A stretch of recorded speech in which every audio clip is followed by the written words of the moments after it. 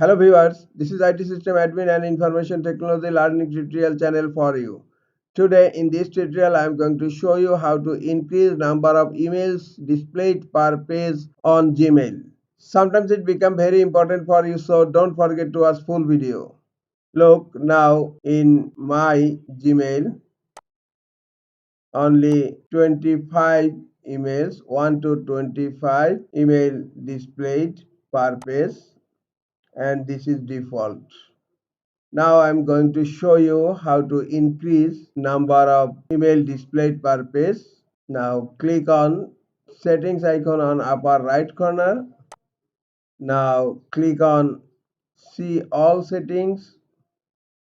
Now here maximum page size by default is 25. Now click on the drop down and you will find here 50, 100, and I am selecting 100.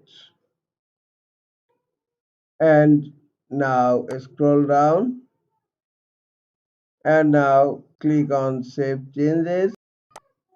Now look 1 to 100 per page. Look now in my Gmail 100 email is displayed.